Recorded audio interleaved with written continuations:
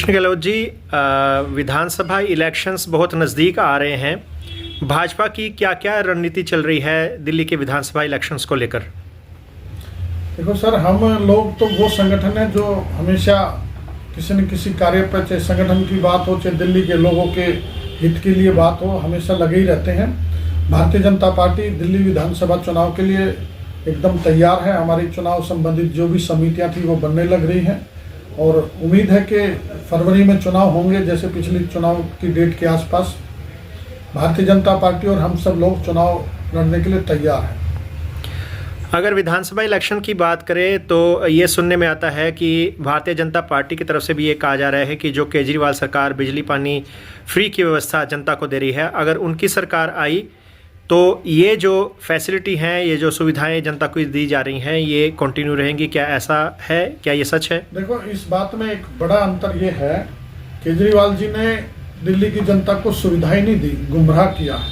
और अब तो वो स्वयं बोलने लगे हैं कि मैंने सुविधाएं नहीं दी, मैं रेवड़ियां बांट रहा हूँ। और रेवड़ियां दिल्ली के 100% लोगों को मिलती नहीं है जी। दिल्ली में 5% भी ऐसी आबादी नहीं है या वोटर नहीं है जिनको बिजली की 200 यूनिट मुफ्त में मिलती हो, जिनको पानी मुफ्त में मिलता हो। 95% आबादी को दिल्ली में देश में सबसे ज्यादा महंगी बिजली खरीदनी पड़ रही है। केजरीवाल जी अगर दिल्ली में बिजली मुफ्त दे रहे हैं तो दिल्ली के लोगों को सरचार्ज क्यों बढ़ाया गया जी? आप इस बात को समझते होंगे। मैं दावे के साथ कह सकता हूं कि दिल्ली में अगर बिजली पूरे देश में सबसे महंगी है, इतनी महंगी बिजली देश में कहीं भी नहीं है। तो ये उनकी रेवड़ी है, झूठ का बोलबाला है। ऐसे ही पानी की बात है, पानी लोगों को मिलता नहीं पीने का, गंदा पानी आता है, सीवर से मिला हुआ पानी आता है और लोगों को बाजार से खरीदकर पानी पीने के लिए मजबूर हैं लोग जी। और अगर पानी भी फ्री है तो फिर पानी के बिल क्यों आ रहे हैं? अभी केजरीवाल की आपने स्टेटमेंट भी देखी होगी कि चुनाव के बाद हम लोगों के पानी के बिल खत्म करवा देंगे जी। जब खत्म करवाने की नौबत ही क्यों आ रही है? पिछले 10 साल से लोगों को पानी के बिल आ रहे हैं, चुनाव आता है तो केजरीवाल जी बोल देते हैं कि हम पानी के बिल माफ करवा देंगे। पानी फ्री है तो माफी कैसी जी? इसी इसी प्रकार उनकी जितनी भी रेवड़ियां हैं, जो आजकल 6 रेवड़ियों की वो चर्चा कर रहे हैं, मैं बताना चाहता हूं दिल्ली में सिवाय घोटालों के, इन योजनाओं की आड़ में, इन रेवड़ियों की आड़ में बड़े बड़े घोटाले हुए हैं। चाहे बिजली की बात हो, चाहे पानी की बात हो। आज दिल्ली जल बोर्ड हजारों करोड़ रुपए के घाटे में है। मैं पूछना चाहता हूं केजरीवाल जी, क्यों है ये घाटा? दिल्ली परिवहन है, डीटीसी बसें, तनख्वाह लोगों को टाइम पर नहीं मिल रही। 10,000 बसों का बेड़ा था डीटीसी का, आज 2,000 भी नहीं बची हैं जी। और आज डीटीसी भी घाटे में है। अगर आप अच्छा बजट है, दिल्ली का बजट 75,000 करोड़ रुपए सालाना से भी अधिक है, तो मैं पूछना चाहता हूँ वो बजट जा कहाँ रहा जी? बसें क्यों नहीं लोगों को नहीं खरीद कर दिल्ली के लोगों को लिए दी जा रही है? अगर आप सच में योजनाएं चला रहे तो बसों की संख्या क्यों घट रही है जी? आज एक भी कोई काम जो दिल्ली सरकार के द्वारा, केजरीवाल या उनके मुख्यमंत्री द्वारा किया गया हो, शराब का घोटाला हुआ और अनेकों घोटाले हुए। घोटाले तो उन्होंने जरूर किए हैं, लेकिन विकास के लिए कोई काम नहीं हुआ। कोई नया हॉस्पिटल नहीं बना, कोई नया कॉलेज नहीं बना, कोई नई बसें दिल्ली के लिए खरीदी नहीं गई। सड़कों के हालात, अनऑथराइज कॉलोनियों के हालात आपके सामने हैं। सारी सड़कें टूटी पड़ी है, नाली ओवरफ्लो है, सीवर का पानी सारी सड़कों में भरा पड़ा है। दिल्ली को लंदन और पेरिस बनाने वाले लोग आज गायब हैं, दिल्ली को कूड़े का पहाड़ बना दिया। केजरीवाल ने तो सिवाय झूठ बोलने के, दिल्ली के लोगों को ठगने के कोई काम नहीं किया। और एक अजीब सी सरकार है ये। अजीब सी सरकार इसलिए बोल रहा हूं, जन लोकपाल बिल लाने का दावा करने वाले लोग स्वयं जेल में रहते हुए मुख्यमंत्री रहे। सभी विधायकों पर मुकदमे दर्ज हैं, सभी मंत्री इनके बेल पर है, जमानत पर है। तो ये जन लोकपाल लेकर के आने वाले लोग थे, आज कहाँ गए इनके वो वायदे? झूठ के पुलंदे ज्यादा चलते नहीं है, दिल्ली के लोगों ने समझा है। और केजरीवाल की जो परत थी, जो कट्टर ईमानदारी वाली बात ये करते थे, कट्टर ईमानदारी इनकी दिखाई दे रही है। आज भी टेलीविजन पर एक क्लिप चल रही है उत्तम नगर के विधायक को लेकर के। रंगदारी वसूलने वाला विधायक है, गुंडों से साठगांठ रखता है। 1 साल पहले भी ये हरकतें इन्होंने की थी, फिर वो वाली बात आज दोबारा से साबित हो रही है चोर चोरी से जा सकता, हेरा फेरी से नहीं जा सकता। मैं आज केजरीवाल से पूछना चाहता हूं, कट्टर ईमानदार पार्टी के लोग, आज आप ये बताओ, आपके विधायक की आज एक और क्लिप पकड़ी गई है गुंडों से साठगांठ करते हुए, बदमाशों से साठगांठ करते हुए, दिल्ली के व्यापारियों से, उत्तम नगर के व्यापारियों से रंगदारी वसूलने में उनकी आवाज, उनकी इन्वॉल्वमेंट साबित है। तो क्यों नहीं उसको निरस्त किया जा रहा, क्यों नहीं उससे इस्तीफा लिया जा रहा, क्यों नहीं उसको पार्टी से बाहर निकाला जा रहा है? जी, या तो उसको पार्टी से बाहर निकालो, और नहीं तो आज ये स्पष्ट है केजरीवाल केवल भ्रष्टाचारी नहीं है, केजरीवाल भी दिल्ली में रंगदारी वसूलने में शामिल है।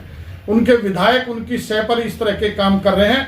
आज ये केजरीवाल को जवाब देना चाहिए इस बात पर। जी, आपने जिन भी सुविधाओं की बात की, केजरीवाल उसके अलावा जो है शिक्षा व्यवस्था और हेल्थ के क्षेत्र में भी कहते हैं कि बहुत कार्य करवाया आम आदमी पार्टी ने। आप इसके बारे में क्या कहेंगे? राजेश जी, मैंने बताया, कोई एक स्कूल बताएं, कोई नया बना हो दिल्ली में, कोई एक अस्पताल बताएं जो बनाया हो। केजरीवाल जी आयुष्मान भारत योजना की तुलना मोहल्ला क्लिनिक से करते हैं। उनको शर्म आनी चाहिए। कहाँ है उनके मोहल्ला क्लिनिक? आज उनमें कुत्ते सो रहे हैं, उनके डॉक्टर गायब हैं, उन पर ताले लटके पड़े हैं, कूड़े का घर बन चुका है उनके मोहल्ला क्लिनिक। तुलना किससे कर रहे हैं? जो मोदी जी की योजना है आयुष्मान भारत योजना, जहां 5 लाख रुपए तक के इलाज परिवार का कोई भी सदस्य किसी भी दिल्ली के बड़े से बड़े अस्पताल में, अन्य राज्यों के बड़े से बड़े अस्पताल में मुफ्त करवा सकता है। दिल्ली के लोगों को प्रधानमंत्री जी ने एक सौगात दी थी, बुजुर्गों को 70 साल से ऊपर के बुजुर्ग 10 लाख रुपए तक आयुष्मान योजना, भारत योजना का लाभ उठा सकते थे। लेकिन इस निकृष्ट मुख्यमंत्री ने वो भी योजना रोक दी।